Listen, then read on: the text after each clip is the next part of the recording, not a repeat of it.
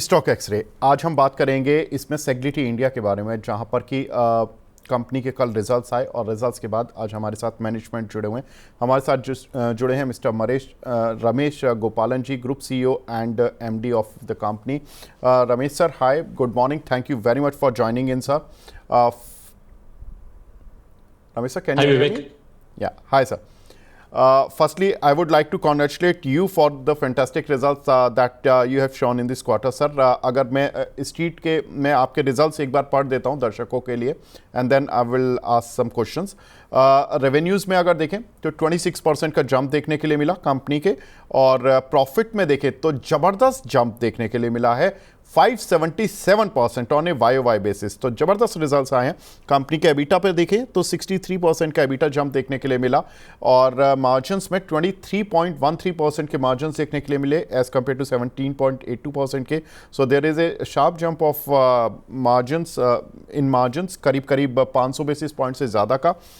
कुछ जो Q1 highlights रहीं उसमें एट्रीशन रेट 27.6% रहा। कंपनी ने Q1 में करीब 32 मिलियन की नई डील साइन की, 4 नए कस्टमर्स जोड़े। कंपनी के कुल कस्टमर्स की संख्या 77 है। सर, मैं आपसे यही जानना चाहता हूं कि आज जो कि बहुत बड़ा दिन है यूएस टैरिफ की वजह से, and majorly you are operating in US, और आपका काउंटर आज ऊपर भी है because of some good results. Sir, कैसे देख रहे हैं ये यूएस टैरिफ का impact on the company? Thanks Vivek. देखिए, यूएस टैरिफ हम लोग के बिजनेस में ज़्यादा असर नहीं पड़ता है, क्योंकि we deal with health care services, right? तो the work that we do for US companies, these are basically health insurance companies, and जो प्रोवाइडर साइड में हॉस्पिटल्स, लैब कंपनीज और रेडियोलॉजी कंपनीज, ये सब हम लोग के क्लाइंट्स हैं। तो थोड़ा सा प्रोवाइडर क्लाइंट्स में असर पड़ सकता है टैरिफ के वजह से, लेकिन पेयर क्लाइंट्स में ज़्यादा असर नहीं पड़ता। इसलिए हम लोग के बिजनेस में भी टैरिफ की वजह से ज़्यादा फर्क नहीं पड़ता। तो we don't directly get impacted because of tariff. There are other things, जैसे कि वन बिग ब्यूटीफुल बिल है जिसके वजह से कुछ असर हो सकता है, लेकिन डायरेक्टली टैरिफ की वजह से ज़्यादा असर नहीं पड़ता बिजनेस पे। ठीक है सर, जो ब्यूटीफुल बिल की बात आपने की, उसके बारे में उसका कितना इम्पैक्ट होगा? So one big beautiful bill, Medicaid जो सेगमेंट है उसमें मेंबरशिप का कमी हो सकती है, लेकिन if you look at the exposure that Sagility has on that business, वो सिंगल डिजिट्स का एक्सपोजर है हम लोग का। तो इसकी वजह से we don't expect that to impact our revenues और margins in the near future. बाकी देखा जाए तो those companies which operate in the Medicaid space, उन लोग का मेंबरशिप का असर हो सकता है, उन लोग का प्रॉफिटेबिलिटी का भी प्रेशर आ सकता है। उसकी वजह से हम लोग को ज़्यादा बिजनेस भी मिल सकता है उन कंपनियों से, लेकिन करंट एक्सपोजर जो है वो बहुत कम है, इसलिए फर्क नहीं पड़ेगा। ठीक है सर, आपने इस क्वार्टर में करीब $32 मिलियन की डील साइन की है, उनके बारे में बताएं कि ये सारी यूएस से थी, एंड क्या इनमें किस तरह की पोटेंशियल है, what kind of margin you will be enjoying in these deals? देखिए, हम लोग के बिजनेस में most of the growth comes from existing clients. ये 32 मिलियन का जो डील विन अनाउंस किए, उसमें से 4 न्यू लोगोस हैं और बाकी 18 एग्जिस्टिंग क्लाइंट से डील मिला हम लोग को। तो this is a very typical nature of a business. जो हम लोग ऑपरेशंस का बिजनेस करते हैं, तो we start with a client with a very small deal. Operations का एक जगह में स्टार्ट करते हैं, लेकिन when we build that relationship with the client, our business also grows with the client. So this is very typical of our business. 32 million जो announce किए थे वो पोटेंशियल है, तो there will be some time for us to ramp up, और 32 million से ज़्यादा भी हो सकते हैं, because clients commit to certain volumes, ज़्यादा वॉल्यूम्स भी दे सकते हैं, कभी कभी कम भी हो सकता है। तो जनरली 32 मिलियन जो है पोटेंशियल रेवेन्यू हो सकता है, and that will get realized, the full 32 million will get realized in FY27. ठीक है, सर ओवरऑल बिजनेस आउटलुक कैसा इस समय, क्योंकि इस समय जितनी अनसर्टेनिटी है खास तौर से उन कंपनीज के लिए जिनके की यूएस एक्सपोजर हैं, यू हैव ऑलरेडी मेंशन्ड कि हमारे रेवेन्यूज़ पर कम से कम इस टैरिफ का कोई ज़्यादा इम्पैक्ट नहीं होगा, लेकिन हाँ जो उन्होंने बिल पेश किया था अभी पीछे सेनेट में उसका थोड़ा बहुत इम्पैक्ट हो सकता है। तो ओवरऑल अगर मैं पूछूं कि ये फाइनेंशियल ईयर आप सेजिलिटी के लिए कैसा रहने वाला है, तो व्हाट काइंड ऑफ गाइडेंस आप दे रहे हैं इस फाइनेंशियल ईयर के लिए, रेवेन्यूज़ के लिए और पैट या एबिटा के फ्रंट पर? तो जो गाइडेंस दिए थे साल के शुरू में, we are sticking to the guidance from a revenue point of view, जो लो टू मिड टीन्स का रेवेन्यू गाइडेंस दे रहे हैं। एबिटा रिपोर्ट करते हैं जिसमें से फॉरेक्स गेन लॉस निकाल के उसको एडजस्टेड एबिटा बोलते हैं। That we are guiding to 24% plus number. Okay, so 24% plus in EBITDA. And sir revenue का एक बार प्लीज बता दीजिए, उस समय थोड़ा सा कनेक्टिविटी इशू आया था। So low to mid-teens, right? Anywhere between 11-12% to 14-15% is our broad guidance. तो सर हम ये माने कि Q1 जितना शानदार रहा, आने वाले जो Q2, Q3, Q4 होंगे वो थोड़े से मॉडरेट रहेंगे, क्योंकि हमने इस क्वार्टर में तो जबरदस्त ग्रोथ देखी है। ओके, सो जो मैंने ग्रोथ रेट बता रहा हूँ वो ऑर्गेनिक ग्रोथ है। सो वो सेजिलिटी का ऑर्गेनिक ग्रोथ है। हम लोग जनवरी में ब्रॉडपाथ करके एक कंपनी का एक्विजिशन किए थे, तो अगर ब्रॉडपाथ का रेवेन्यू को भी आप ऐड करेंगे तो ग्रोथ 20% से ज्यादा होगा FY26 में। Okay, so consolidated there would be a growth of say 20%, you are saying? Yeah great sir. Third question sir, मैं देख रहा था कि आपका जो डेट है वो रिड्यूस हो रहा है लगातार, एंड आपने जो FY25 में के एंड में जो डेट था आपका अराउंड 802 करोड़ का था, जो कि अभी FY26 के जो अभी क्वार्टरली रेवेन्यूज दिए, क्वार्टरली रिजल्ट्स दिए, उसमें 567 करोड़ का आ रहा है। रीपेमेंट की क्या गाइडेंस है सर? तो रीपेमेंट का पूरा शेड्यूल हम लोग अर्निंग्स रिलीज में दिए थे, तो FY27 तक पूरा डेट रीपे हो जाएगा। ये पूरा डेट प्रमोटर डेट है। सेजिलिटी बीवी प्रमोटर कंपनी है, उनकी तरफ से जो डेट लिए थे हम लोग, उसका रीपेमेंट हो रहा है। तो अभी इस क्वार्टर में कुछ हुआ, FY26 सेकेंड हाफ में कुछ होगा, और बाकी डेट जो है FY27 में पूरा रीपे करेंगे। ओके, एक चीज जो सर आपने फॉरेक्स की बात कही थी कि एडजस्टेड एबिटा जो होता है which is lower than the organic EBITDA, जो आपका एक्चुअल एबिटा आता है, सर फॉरेक्स का कितना बड़ा रोल रहता है? आई नो कि आपका विदेशों से रेवेन्यूज ज़्यादा है, तो इसकी हैजिंग किस तरह से करते हैं और किस तरह से फॉरेक्स गेन या लॉसेज रहते हैं?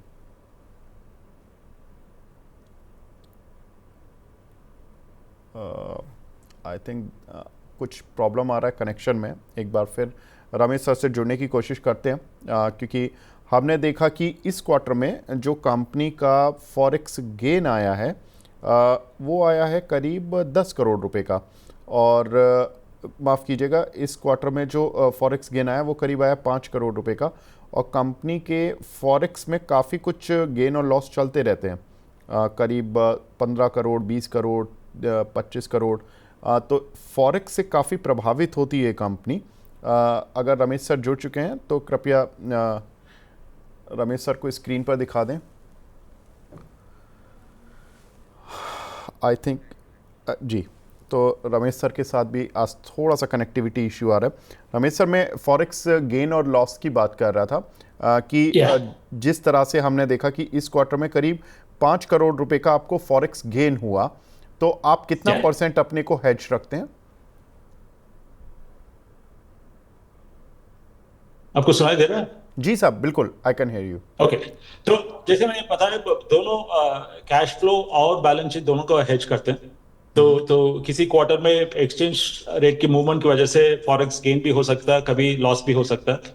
तो net effect of forex gains और लॉस जो अदर इनकम में जाते हैं वो हम लोग एडजस्टेड एबिटा में इंक्लूड नहीं करते हैं। तो so the adjusted EBITDA is purely a result of organic operations without the inclusion of any forex gains और लॉस। ठीक है sir, last question to you.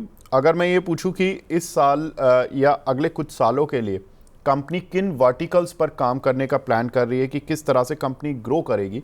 Already you have mentioned the guidance for this year, but मैं अगर 2-3 साल का एक लेकर चलूं, क्योंकि शेयर होल्डर्स अगर जो लॉन्ग टर्म के लिहाज से कंपनी के बारे में सोचते हैं, उनके लिए क्या बोलना चाहेंगे आप? देखिए, health care is our primary business, right? So Sagility जब फॉर्म हुआ था कार्बोट की वजह से, it was formed as a health care company and it will continue to be a health care company. आज हेल्थ केयर में हम लोग पेयर और प्रोवाइडर दोनों सेगमेंट में काम करते हैं। पेयर का रेवेन्यू करीब 90% है और प्रोवाइडर 10%।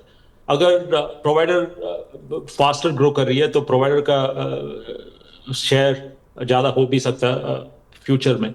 हम लोग पेयर और प्रोवाइडर दोनों में फोकस करते हैं कि and we are trying to introduce additional services. 2-3 साल की अगर बात करेंगे तो हेल्थ केयर में और क्या कर सकते हैं, ये हम लोग सोच रहे हैं। There are other segments in the healthcare space where we could start providing services. लेकिन हेल्थ केयर से हट के दूसरे वर्टिकल्स में जाने का कोई प्लान नहीं है अभी तक। वैसे तो सर लास्ट क्वेश्चन यही था, लेकिन जो एक चीज़ जो कि जनरली सर्विस इंडस्ट्री में थोड़ा कई बार परेशान भी करती है, लेकिन कुछ समय तक अच्छे फ्रूटफुल रिजल्ट देती है, वो होती है क्लाइंट कॉन्सेंट्रेशन। हमने देखा कि जो आपके टॉप 3 क्लाइंट्स हैं वहाँ से 65% के करीब आपका रेवेन्यू आता है, और टॉप 10 क्लाइंट से ऑलमोस्ट 90% रेवेन्यू आता है। आप इसको भी डाइवर्सिफाई करने के प्लान कर रहे हैं? Yes, we've discussed this in the past, right? Mid market penetration एक बहुत बड़ा स्ट्रैटेजी है। तो even if you look at a top 3 concentration, 3 साल पहले इट वाज अबव 75%, वो हमने 65% तक लेके आए। Going forward, this top 3 concentration is likely to come down even further. ब्रॉडपाथ का जो एक्विजिशन हम लोग किए थे जनवरी में, इसी वजह से किए थे, क्योंकि Broadpath as a mix of mid market and smaller clients. अगर हम लोग वो क्लाइंट्स जैसे जैसे ग्रो करेंगे तो अपना टॉप क्लाइंट्स का कंसंट्रेशन और भी कम होगा। ठीक है रमेश सर, आप हमारे साथ जुड़े, thank you so much for joining in sir, and wish you all the best for rest of the year and for the rest of the quarters. Thank you so much sir. Thank you Vivek. Thank you. तो ये थे हमारे साथ सजिलिटी India के MD, जिन्होंने की बताया कि कंपनी की ग्रोथ इस फाइनेंशियल ईयर में ठीक ठाक रहेगी और टैरिफ का कोई खास इम्पैक्ट पड़ेगा नहीं। जो भी इम्पैक्ट था वो हेल्थ केयर बिल का थोड़ा बहुत था। बाकी कंपनी की करीब 20% से ज़्यादा की ग्रोथ इस फाइनेंशियल ईयर में देखने के लिए मिलेगी। एबिटा में करीब 24% की ग्रोथ देखने के लिए मिलेगी। लेकिन ब्रजेश सर से पूछते हैं। ब्रजेश सर, सजिलिटी इंडिया चार्ट्स पर कैसा दिख रहा है सर आपको? विवेक, मैं चार्ट्स को देख ही रहा था, तो मेरा जो एक नजरिया है जो देखने का, मुझे समझना पड़ेगा कि एक मिड मई में एक सेल ऑफ आया था इसमें, जब एक करीब करीब 10% का करेक्शन देखा गया था, और उसका जो हाई है 48.69 है। सो मैं ये चाहूंगा कि अगर टेक्निकली अगर मुझे ब्रेकआउट या फिर इसमें तेजी देखना है या फिर इसमें स्ट्रेंथ देखना है, तो एक 49 के ऊपर सस्टेन हो जाए तो फिर क्या होगा कि ये लास्ट इतने टाइम के जो कंसोलिडेशन है, वो कंसोलिडेशन का एक हो सकता है एक छोटा ब्रेकआउट आए, और जो उसका जो ऑल टाइम हाई का जो लेवल है 5640 का, वो छू सकता है। तो मैं उम्मीद कर रहा हूँ कि अगर ये 49 के ऊपर चला जाता है तो फिर इसमें एक नया एक स्ट्रेंथ देखने को मिल सकता है, जो इसको फिर से 56 के पास लेके जाएगा। लेकिन ब्रजेश सर, एक चीज़ जो कि मैं इस चार्ट पे देख रहा था कि इसका जो वॉल्यूम बार है, अगर आप देखेंगे कि इसके जब ये लिस्ट हुआ था शेयर नवंबर में, जो वॉल्यूम नवंबर और दिसंबर में थे, उसके बाद वो ड्राइड अप हो गए थे अप टू मार्च तक, आई थिंक अप्रैल तक। यस, अप्रैल तक वो वॉल्यूम्स ड्राइड अप थे, लेकिन मई से थोड़ा थोड़ा सर्ज आना शुरू हुआ वॉल्यूम बार में, और जुलाई का जो वॉल्यूम बार है वो सबसे बड़ा है। वॉल्यूम के साथ इसमें कुछ प्ले हो रहा है सर। और अगर मैं डेली चार्ट पर भी देखूं तो करीब करीब इसमें जुलाई मंथ में आई थिंक एक बड़ा बार बना हुआ है, जिसमें कि 12 करोड़ से ज़्यादा शेयरों का काम हुआ, 12-15 करोड़ का। और जून में भी एक ऐसी ही बार बनी हुई है, और जून और जुलाई इसमें बहुत बड़ी वॉल्यूम बार के साथ बाइंग आई थी। सर, ये शेयर उतना रिएक्ट क्यों नहीं कर पाया जितनी बड़ी वॉल्यूम बार आई है? तो विवेक, अगर हम इसमें इसको हम कैसे देखते हैं कि ये जो आप जो बता रहे हो, वॉल्यूम टिक आता है, फिर साइडवेज चला जाता है, फिर आज फिर से वही सम ऑफ ए लाइक अच्छा खासा एक वॉल्यूम देखना हूँ। तो ये कहीं ना कहीं नॉट एग्जैक्टली इनसाइडर, कोई स्मार्ट प्लेयर जिसको पोजीशन लगता है कि आने वाले दिनों में 49 निकल जाएगा, ये वो बाय कर रहा है। तो इसमें शायद ये रिटेल पार्टिसिपेशन नहीं होगा, कोई इंडिविजुअली कोई कोई बाय कर रहा है जिनको लग रहा है कि ये 49 होगा। तो इस ये एक नॉर्मली ऐसे जब टिक्स देखते हैं हम स्टॉक्स पे, तो कभी ना कभी over a period of time एक ब्रेकआउट देखने को मिलता है। तो बाइंग हो रही है, डेफिनेटली बाइंग हो रही है। तो बट ब्रेकआउट नहीं आया तो हमें पब्लिकली बताना थोड़ा मुश्किल हो जाता है। बट देन यस, हो सकता है कि हाई प्रोबेबिलिटी कि वो 49 का लेवल ब्रेक कर जाए, तो जिनके पोजीशन है वो होल्ड करे। जैसे ही 49 का लेवल ब्रेक करता है तो हो सकता है कि एक नया तेजी देखने को मिल सकता है। तो बाइंग जेन्यून है यहाँ पे, बाइंग डेफिनेटली किसी ने तो यहाँ पे जिनको लगता है कि आगे ये निकल सकता है, उन्होंने बाइंग तो किया है डेफिनेटली। हालांकि 3 बार ऐसे हुआ है जहाँ पे यहाँ पे काफी अच्छे बाइंग्स आए। जैसे एक तो 28 मई को हुआ है, 2 जुलाई को हुआ है, और आज के दिन, तो ये तीनों दिन बाइंग हुई है। और प्राइसेस अभी भी ब्रेकआउट के नीचे, तो कोई ना कोई इसको एक्यूमुलेट कर, ये हम ऐसे व्यू मान सकते हैं। सर अगर कोई एक्यूमुलेट कर रहा है इतने अच्छे वॉल्यूम के साथ, तो क्योंकि सिंस आईपीओ मैं इसके जो बार देख रहा हूँ वो इतने बड़े बार या तो आईपीओ पे लिस्टिंग डे पर था या फिर उसके बाद ये मई एंड वाला और जुलाई वाला है। तो 49 के ऊपर अगर ये निकलता है, जैसा आप बोल भी रहे हैं कि 49 के ऊपर अगर ये निकला तो कहाँ तक जा सकता है। और दूसरा कि सर देखिए मैनेजमेंट ने अपनी गाइडेंस दे दी है विच इज़ पॉजिटिव, जो कि 20-24% एक small cap mid cap company को देनी चाहिए, उस तरह की गाइडेंस कंपनी के मैनेजमेंट ने ऑलरेडी दे भी दी हमारे साथ। कितना लंबा तक जा सकता है सर ये 49 के ऊपर? मैं आपको नॉर्मली ये बताना बहुत मुश्किल है, लेकिन मैं ना आपको एकदम सिंपल सा, टेक्निकल में हम लोग फिबोनाची नंबर्स देखते हैं, फिबोनाची रेशियोज देखते हैं। तो मैं वो प्लॉट करके आपको जितने भी चार्ट्स बने ना उसके हिसाब से मैं आपको व्यू दे रहा हूँ। ये नहीं मैं इसमें कॉन्फिडेंट, मुझे नहीं पता कि कितना सही होगा, बट मान के चलते हैं कि ये जो 49 का ट्रिगर है वो निकल जाता है, और 56 का जो ऑल टाइम हाई है वो भी अगर निकाल लेते हैं, तो इसका जो 100% जो एक्सटेंशन प्राइस एक्सटेंशन आ रहा है वो 66 के पास आता है। ओ तो अगर 56 अगर निकल जाता है और समझो सही सब कुछ सही रहता है या ये चलना चलता है, तो 66 के लेवल को छू सकता है। ये कोई भी देख सकता है। इसको मैंने ऑल टाइम लो और ऑल टाइम जो मेजर स्विंग्स है उसको प्लॉट करके मैंने फिबोनाची पे प्राइस एक्सटेंशन डाला है। जो एक्सटेंशन जो 100% आ रहा है वो 66 के पास आ रहा है। प्योर टेक्निकल है, नंबर्स के हिसाब से है। तो नॉर्मली ऐसे होता है कि अगर इसमें है स्ट्रेंथ है, अगर ये ब्रेकआउट कर जाता है और वो वैलिड ब्रेकआउट है और उसमें अच्छे पार्टिसिपेशन है, तो ये डेफिनेटली 66 के पास जाएगा। ठीक है, तो 3 लेवल्स जो कि आपको याद रखने हैं सेजिलिटी पर, 49, 56 और 66, ये 3 लेवल्स हैं जो कि आपको अपसाइड पर ध्यान रखने हैं। ब्रिजेश सर अगर कोई रिट्रेस होता है और कोई ख़राब खबरें आ जाती हैं, मार्केट का सेंटीमेंट बिगड़ जाता है, तो आपको क्या लगता है कि सेफ प्ले कहाँ पर होगा इस काउंटर को बाय करने के लिए? सेफ प्ले तो अभी इसका जो मल्टीपल डिमांड है जहां से 2 बार इसने सपोर्ट किया वो 38 का लेवल है। अच्छा। सो वो, लेकिन यहाँ पे ये सेफ नहीं होगा विवेक। इसमें मैं एक्चुअली इसका जो मेरा देखने का नजरिया थोड़ा रिवर्स हो जाएगा। हम मान के चलते कि ये 49 क्रॉस नहीं करते और बाई एनी चांस कुछ गलत होता है और 38 का लेवल ब्रेक होता है, तो ये जितने बाइंग हुए थे ना, ये ये रिवर्सल हो जाएगा। और ये कहीं ना कहीं जो जहां से ये स्टोरी स्टार्ट हुआ था 28 का लेवल, तो वो जा सकता है। तो एक्चुअली मैं अगर लॉन्ग कर रहा हूं तो मैं ये 38 का स्टॉप लॉस मान के चलूंगा। ठीक है ब्रिजेश सर, आज सेजिलिटी पर ज़्यादा बात हो गई और बाकी थोड़े से काउंटर कम रह गए, लेकिन मैं एक काउंटर आपसे भी लेना चाहूँगा कि जो आपकी रडार पर हो, 1 या 2 काउंटर जो आप रिकमेंड या करना चाहें। डेफिनेटली। एक जो मुझे पॉजिटिव लग रहा है वो एमएनएम का स्टॉक है। ओके। एमएनएम का जो मल्टी टाइम फ्रेम पे आप देख लीजिए, काफी अच्छा फॉर्मेशन बन रहा है। और ये मैं बोल भी रहा हूँ कि जब जब अपॉर्चुनिटी मिलती है एमएनएम में पोजीशंस बनाने चाहिए। तो आज फिर से एक मोमेंटम ट्रेड इनिशिएट हुआ है। इसको करेंट प्राइस में हम लॉन्ग कर सकते हैं। 3155 का इसका स्टॉप लॉस रहेगा और 3380 का टारगेट। एक ट्रेडिंग अपॉर्चुनिटी है। पूरा सीरीज हमारे लिए ओपन है अभी नेक्स्ट मंथ का। वो कोई इन मनी कॉल ऑप्शन में भी ट्रेड करना तो कर सकता है, बट मुझे लगता है एमएनएम में एक अच्छा अपॉर्चुनिटी बन सकता है। इसके बाद अभी रिसेंटली जो एक ट्रेड में अच्छा खासा एक ब्रेकआउट है वो जियो फाइनेंस में आया है। हालांकि थोड़ा ऊपर है बट मुझे लग रहा है एक अपॉर्चुनिटी यहाँ पे भी है। तो जियो फाइनेंस में हम लॉन्ग करेंगे, 318 का स्टॉप लॉस लेंगे और 360 का टारगेट रहेगा। ये पूरे महीने भर के लिए रहेगा, ये ऐसा नहीं कि ये हफ्ते 1 या 2 दिन। एक डायरेक्शनल व्यू है, हो सकता है यहाँ से 30 पॉइंट जियो फाइनेंस चल सकता है।